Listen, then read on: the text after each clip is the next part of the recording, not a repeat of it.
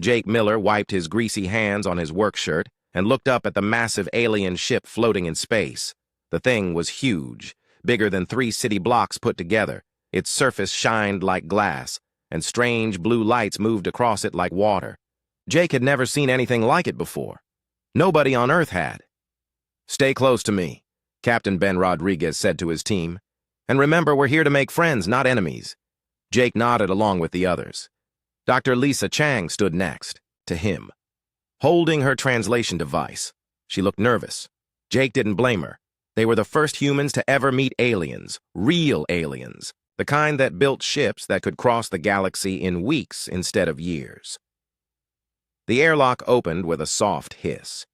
Jake stepped through and felt his boots touch alien metal.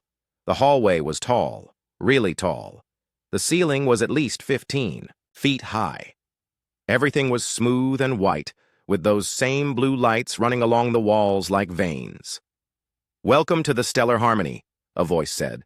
Jake looked around and saw her. The alien princess. She was tall, maybe 8 feet, with skin that looked like it was made of pale crystal. Her hair was silver and seemed to move on its own. Her eyes were completely blue, no white parts at all. "I am Princess Lyra Lai of the Zephyrian Empire," she said. Her voice was cold. "You are the humans, I assume?" Captain Rodriguez stepped forward. "Yes, Your Highness. I'm Captain Ben Rodriguez. This is Dr. Lisa Chang and Jake Miller. We're honored to meet you." Princess Lirelai looked at them like they were bugs. "Honored? Yes, I'm sure you are." She turned and started walking. "Follow me. The Emperor wants to see what you primitives are capable of." Jake felt his jaw tighten. Primitives. He'd built engines that could push ships to near light speed. He'd fixed computers that could calculate jump coordinates to anywhere in known space. But to her, he was just a primitive. They walked through corridors that seemed to go on forever. Other aliens moved past them, all tall, all with that same crystal-like skin. They stared at the humans like they were animals in a zoo. "Your species has only just discovered faster-than-light travel," Princess Lyrelay said without looking back. "Most species take thousands of years to develop such technology. You did it in less than 500. Curious." "We're fast learners," Jake said.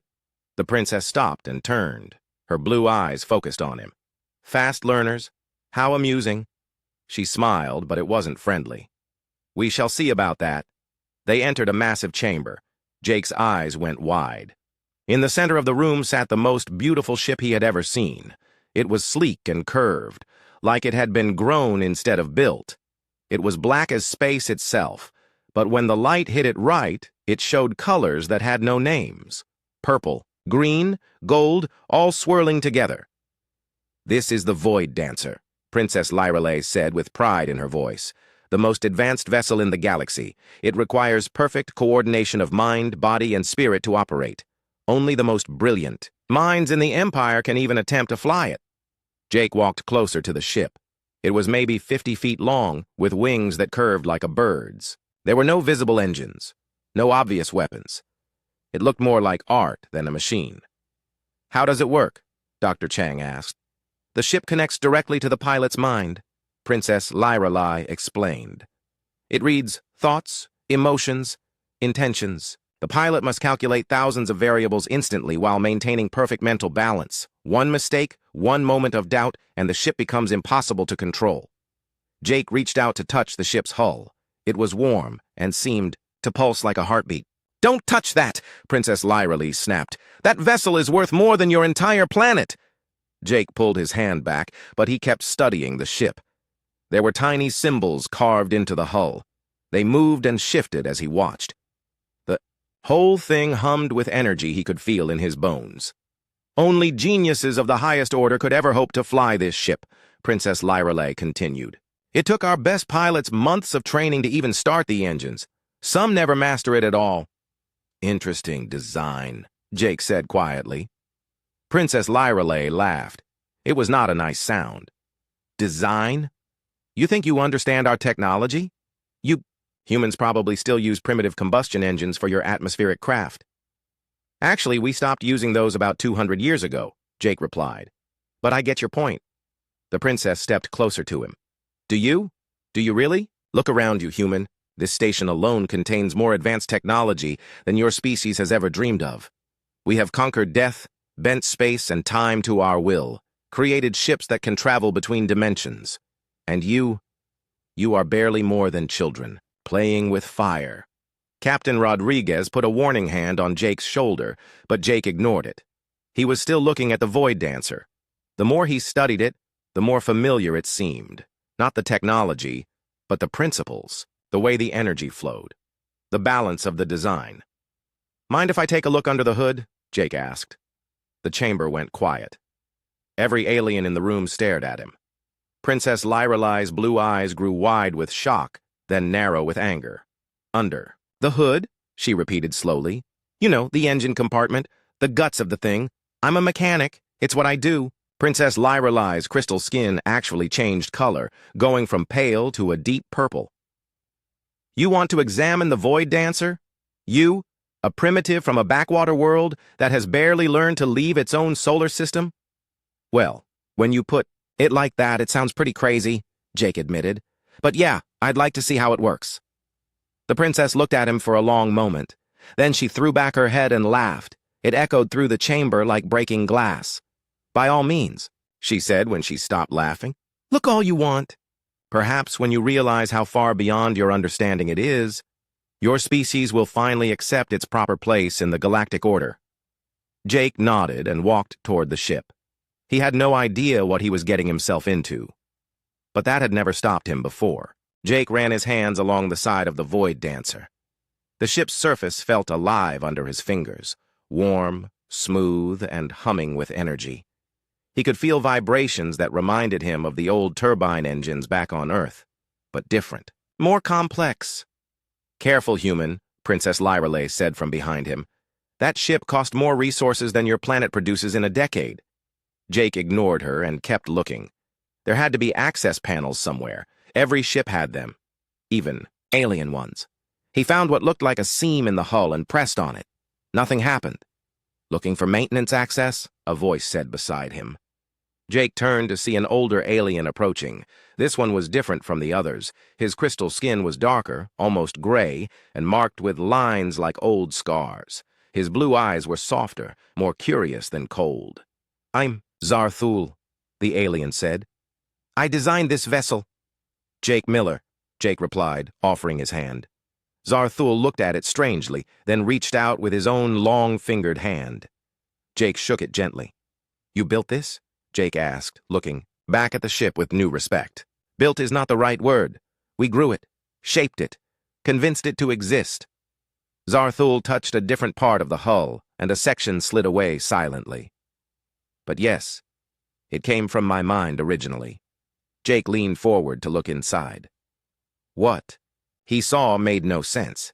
Instead of wires and circuits, there were things that looked like veins. They pulsed with soft light and seemed to be alive. In the center was something that might have been a brain, if brains were made of crystal and light. It's biological, Jake said. Partially, Zarthul confirmed. The ship is part machine, part living creature, part pure thought. It requires a pilot who can think in harmony with its mind. Princess Lyrelai moved closer. Which is impossible for your species, she said firmly. Humans lack the telepathic abilities necessary to interface with the ship's consciousness. Jake studied the organic circuits.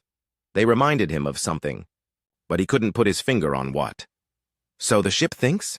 It dreams, Zarthul said. It dreams of flying through space, of dancing between stars. The pilot must join that dream and guide it without disrupting it. Like flying by instinct, Jake murmured. More than instinct. True harmony requires, Hey, Jake! A voice called out. Jake turned to see his best friend, Tony Blake, jogging across the chamber. Tony was carrying a toolbox that looked tiny in the massive alien space. Tony, what are you doing here?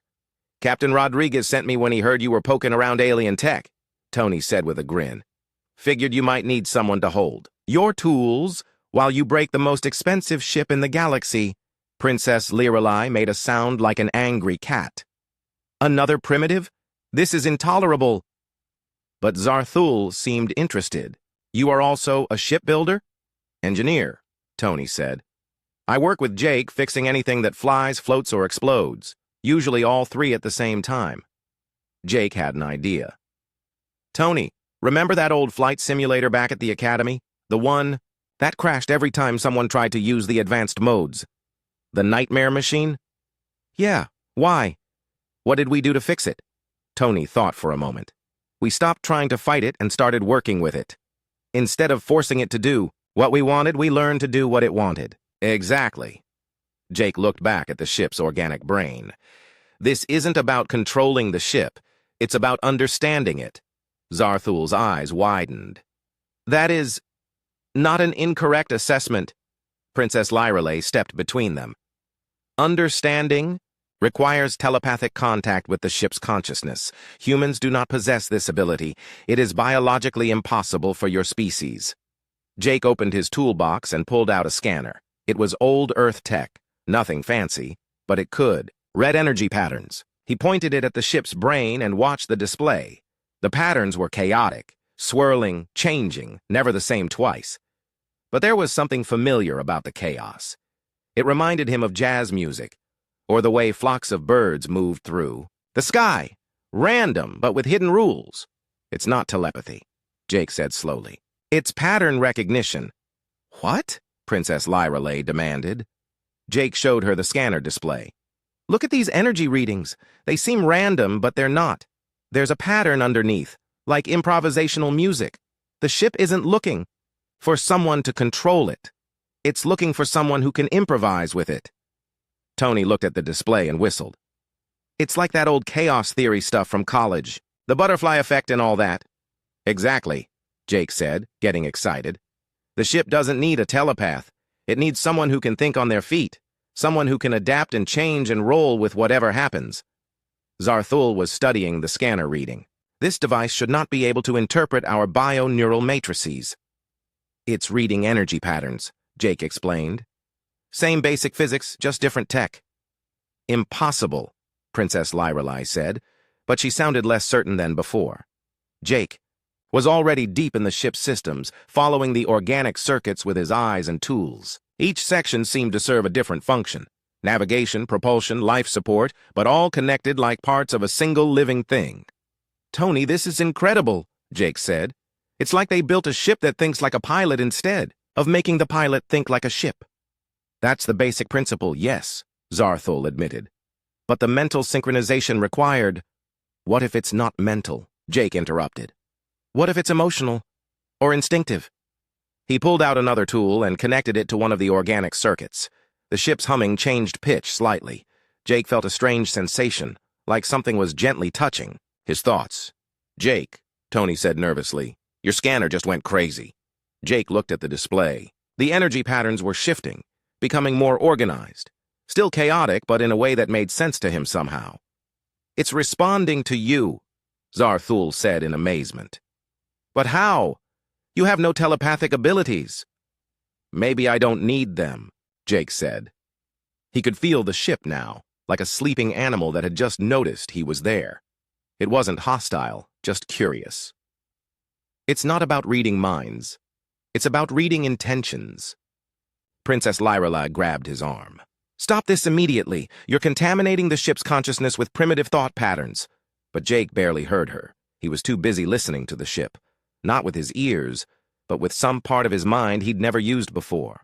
The ship was asking him questions without words. Who are you? What do you want? Can you fly? Yeah, Jake whispered. I can fly. The ship's humming grew louder, more excited. The lights in the chamber flickered as energy flowed through systems that hadn't been active in months. Shut it down, Princess Lyrelay commanded. Shut it down now. But Zarthul held up a hand to stop her. His old eyes were bright with wonder. No, he said softly. Let's see what happens. Word spread fast through the alien space station. Within hours, everyone knew about the human who had somehow connected with the Void Dancer. Jake found himself surrounded by curious aliens wherever he went. Some seemed amazed. Others looked worried. Princess Lyrelay just looked angry. This changes nothing, she announced to a gathering of Zephyrian officers. Touching the ship's systems is not the same as flying it. The human will fail spectacularly when he attempts the trial course. But Jake wasn't thinking about failing. He was thinking about flying. Amy Chen arrived on the next transport from the human diplomatic ship. She was Jake's old flight instructor, the woman who had taught him to fly everything from ancient airplanes to modern space fighters. She took one look at the Void Dancer and shook her head. "Jake, what have you gotten yourself into this time?" she asked. "Something interesting," Jake replied. He was sitting cross-legged next to the ship, his hands resting on its hull. The connection was getting stronger each hour. He could feel the ship's moods now. Right now it felt eager, like a racehorse waiting for the starting gate to open. "The princess challenged me to fly it," Jake explained. "If I succeed, humanity gets treated as an equal species. If I fail, you crash the most advanced ship in the galaxy and probably start an interstellar war," Amy finished. "Sounds about right for you." Tony was lying on his back under the ship, studying its underside with every scanner they had. "Amy, you need to see this," he called out. "The whole thing is designed like a nervous system. Every part talks to every other part instantly." Amy crawled under the ship next to Tony. "It's like flying a living creature," she said after a moment. "That's exactly what it is," Jake said. "The ship doesn't want to be controlled. It wants to be partnered with." Zarthul approached, carrying a small device that looked like a crystal tablet. "I have been reviewing the ship's diagnostic data," he said. "Your neural pattern is unlike anything in our records. Where our pilots seek to dominate the ship's consciousness, you seem to be negotiating with it." "Negotiating?" Jake asked. "You treat it as an equal rather than a tool." "This is unusual." Princess Lyrelai appeared beside them. "It's also irrelevant," she said coldly. "Tomorrow you will attempt the trial course. It consists of navigating through an asteroid field while avoiding gravity wells and temporal distortions. No pilot has ever completed it on their first attempt. Most take months of training." Jake stood up and brushed dust off his pants. "What kind of temporal distortions?" "Time moves differently in certain areas," Zarthul explained. "A few seconds outside might be minutes inside, or vice versa. The pilot must adjust constantly while maintaining perfect speed and trajectory." "Sounds like flying through a thunderstorm back home," Jake said. "You can't predict it, so you just adapt as it happens." Princess Lyrelai's crystal skin darkened with frustration. "This is not weather, human.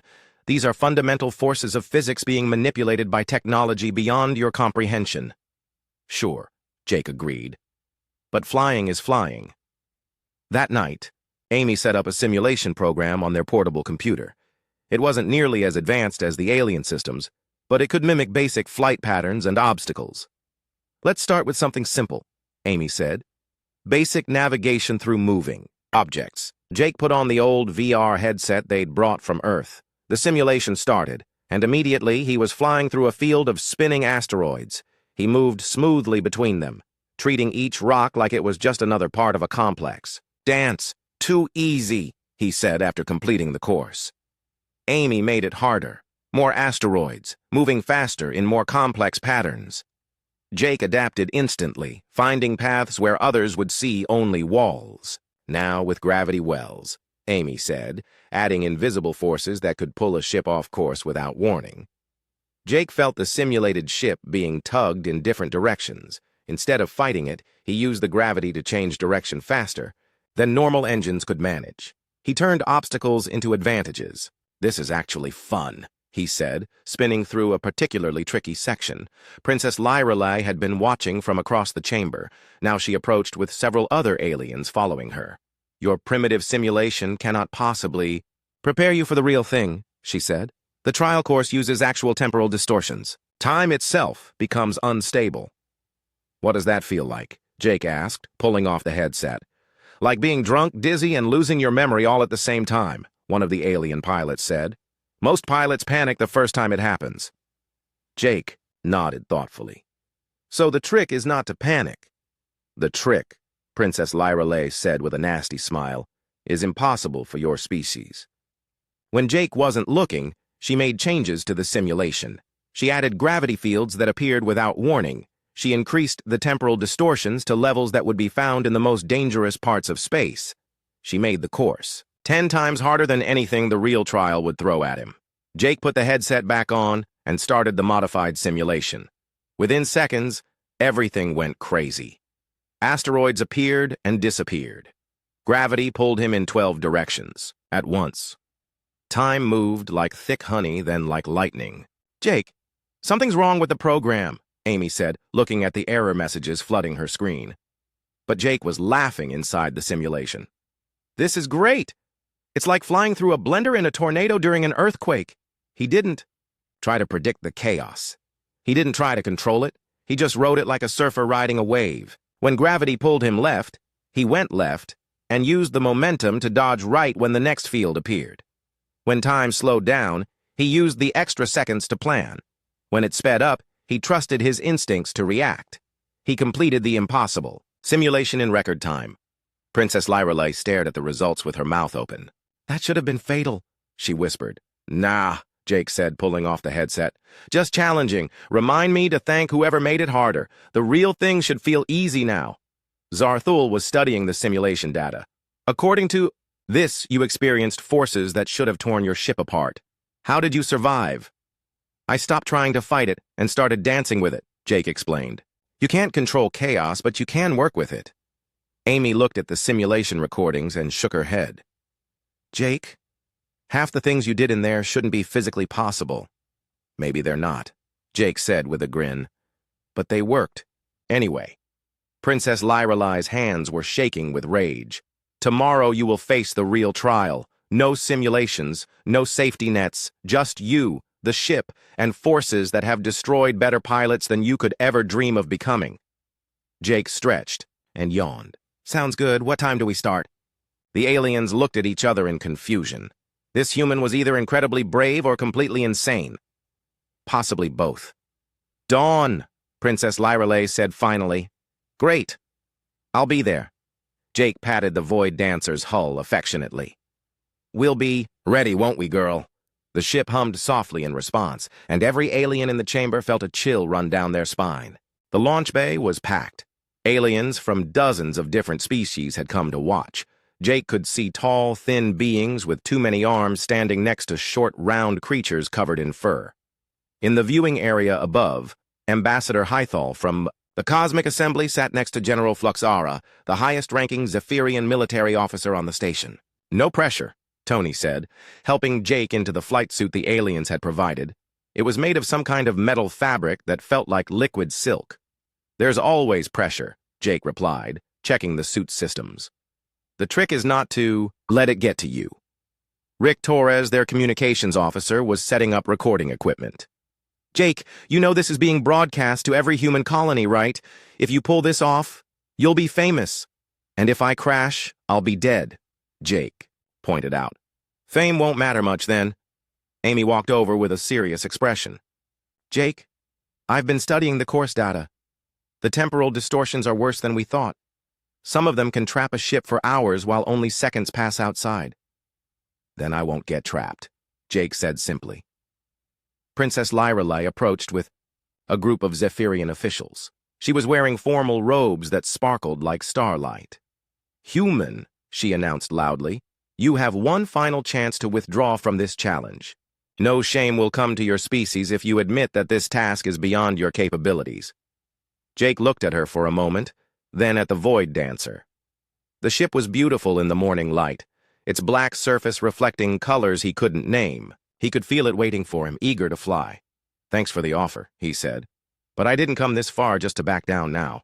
The princess's eyes narrowed. "So be it. But remember, when you fail, your species will accept its proper place in the galactic hierarchy." "And when I succeed?" Jake asked. "You won't," she said coldly. Zarthul walked over carrying a small crystal device. "This will monitor the ship's vital signs during the flight," he explained. "If anything goes wrong, we can pull you out remotely." Jake clipped the device to his suit. "How many pilots have needed to be pulled out?" "All of them, on their first attempt," Zarthul admitted. "The longest anyone lasted was 7 minutes. How long is the full course?" 15 minutes for a perfect run. The record is 23 minutes, set by our best pilot after 2 years of training." Jake nodded and walked toward the Void Dancer. As he approached, the ship's hull rippled, and an opening appeared. The cockpit was unlike anything he'd ever seen. Instead of seats and controls, there was a cocoon-like chamber filled with soft, glowing material. "You lie down in the neural interface," Princess Lyrelai explained with obvious satisfaction. "The ship will read your thoughts directly. If your mind is too primitive to handle the connection, the feedback will render you unconscious within seconds." Jake climbed into the chamber. The moment his body touched the soft material, everything changed. He could feel the ship's presence in his mind, vast and alien but not unfriendly. It was like having a conversation without words. "Hello," the ship seemed to say. "Hey there," Jake thought back. "Ready to show these folks how it's done?" The ship's response felt like laughter. "Yes." The chamber closed around Jake, but instead of feeling trapped, he felt free. He could sense everything around the ship. The asteroid field waiting ahead, full of spinning rocks and hidden dangers. The gravity wells that could crush a careless pilot. The temporal distortions that made time bend and twist. "Course sensors show all systems active," Rick's voice came through the communication system. "Jake, can you hear us?" "Loud and clear," Jake replied. His voice sounded strange to his own ears, like it was coming from somewhere far away.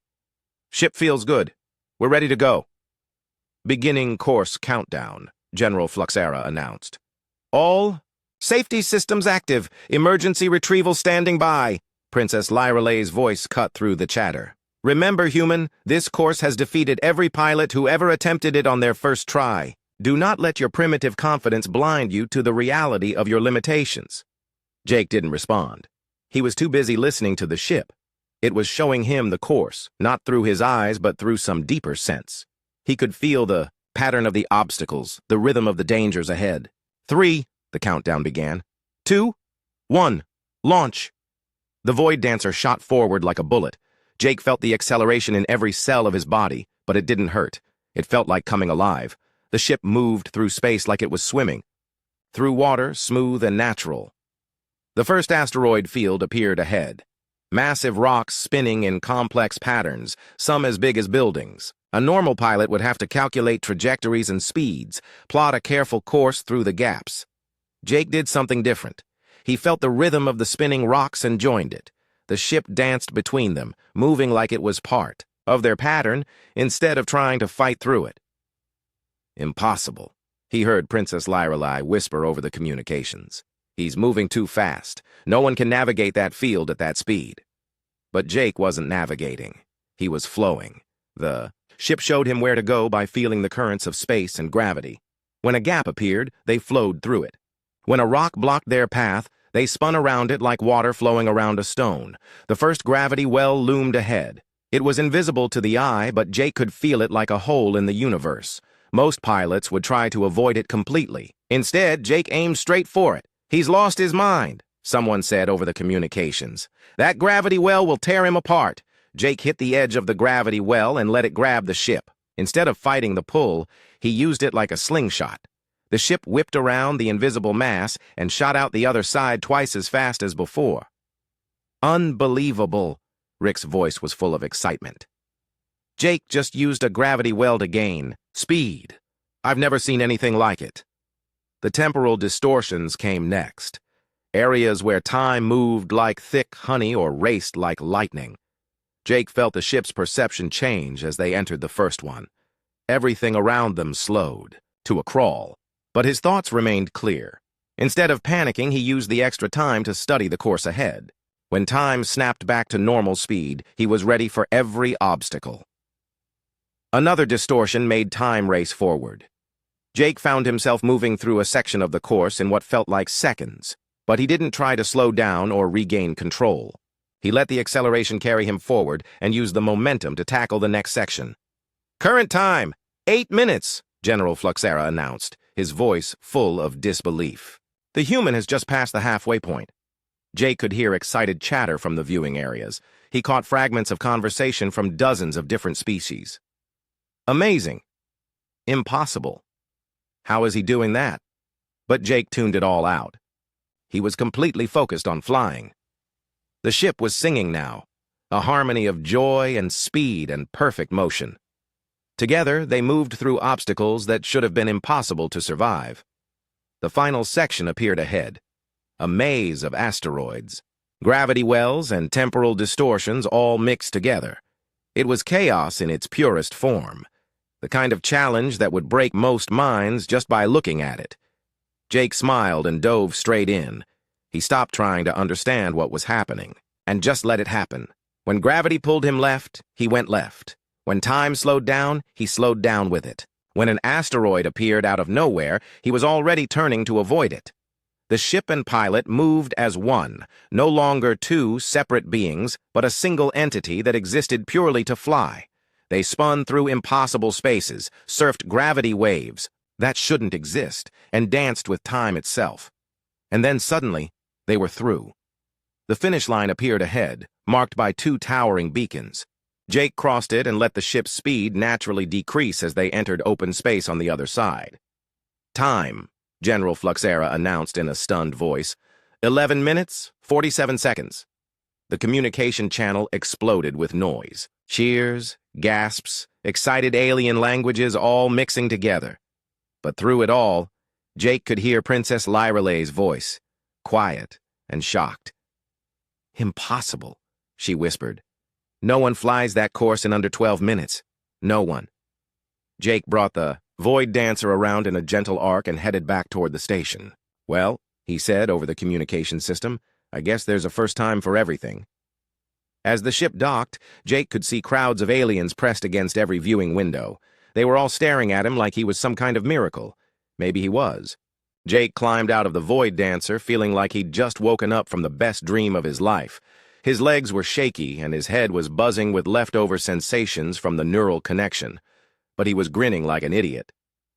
The launch bay had erupted into chaos. Aliens from dozens of species were shouting in languages Jake didn't understand, but their excitement was clear enough.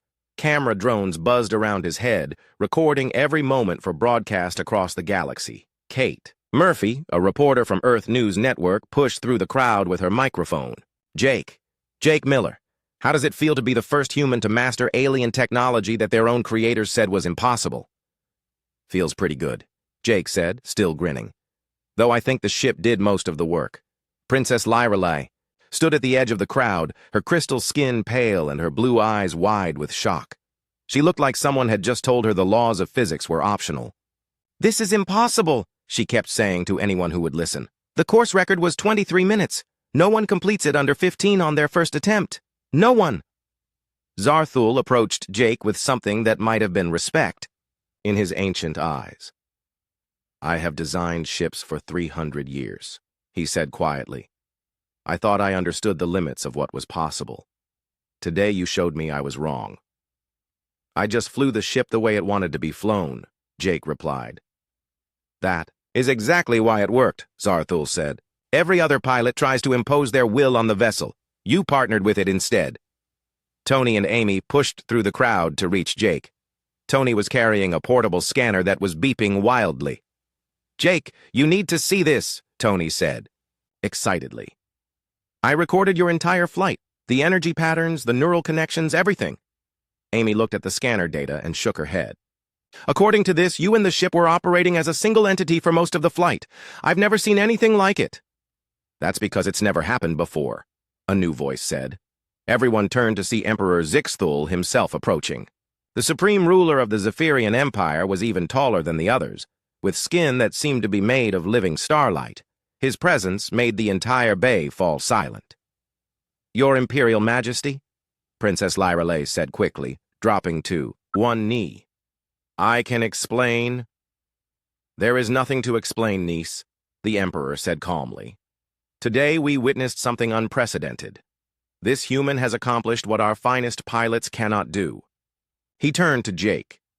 "Tell me, how did you know the ship's mind so quickly?" Jake thought about it for a moment. "I didn't try to know it," he said finally. "I just listened to it, like having a conversation with a friend." "A friend," the Emperor repeated thoughtfully. "We train our pilots to dominate the ship's consciousness. You chose to communicate with it instead." "Seemed like the polite thing to do," Jake said. The Emperor actually smiled. "Indeed." Rick Torres was still recording everything, and his camera caught the moment when Princess Lyralay finally approached Jake. Her royal composure was completely gone. She looked confused, humbled, and maybe a little frightened. "I do not understand," she said quietly. "How can a primitive species accomplish what we cannot?" "Maybe we're not as primitive as you thought," Jake replied. "And maybe you're not as advanced as you believed." Instead of getting angry, the princess nodded slowly. "Perhaps you are correct. We assumed that our way was the only way. Today you proved that assumption wrong." Ambassador Hythal from the Cosmic Assembly descended from the viewing area with a formal document in his hands. "By the authority vested in me by the Galactic Council," he announced, "I hereby recognize the human species as a full member of the galactic community with all rights and privileges therein." The crowd erupted in cheers. Jake found himself being lifted onto shoulders and passed around like a trophy. It was overwhelming, but in a good way. Later, after the crowds had cleared and the reporters had gone home, Jake sat alone with the Void Dancer in the quiet launch bay. The ship hummed softly like a cat purring. "Thanks, girl," he said, patting her hull. "That was quite a ride." The ship's response was a feeling of warmth and contentment. They had flown together, and it had been perfect. Commander Nova Singh from Earth Fleet found him there an hour later. She was a tough woman who had served in the colonial wars, and she didn't smile often. But she was smiling now. "Jake Miller," she said, "you just opened diplomatic doors that we've been trying to unlock for decades. Every major species in the galaxy wants to meet the humans now."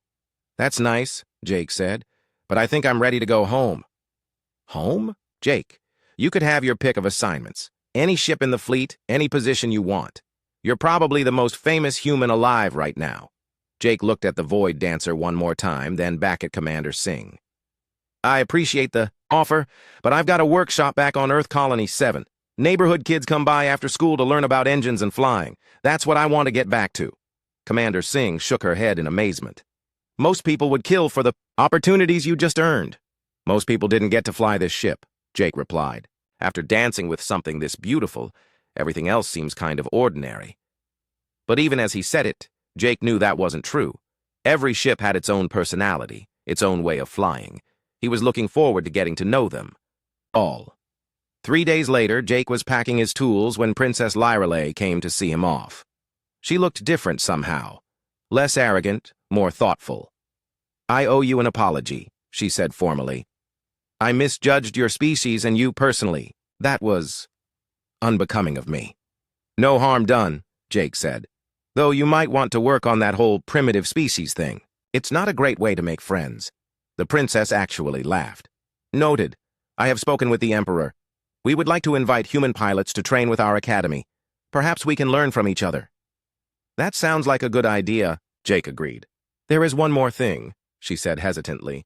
"The Void Dancer has been asking for you." Jake looked up from his packing. "Asking for me?" "She won't fly for anyone else now. Our best pilots have tried, but she just sits there. We think she's bonded to you somehow." Jake felt a warmth in his chest that had nothing to do with the ship's neural connection. "She's a good ship. She deserves to fly." "Then perhaps you will return someday?" Jake shouldered his tool bag and headed for the transport ship that would take him home.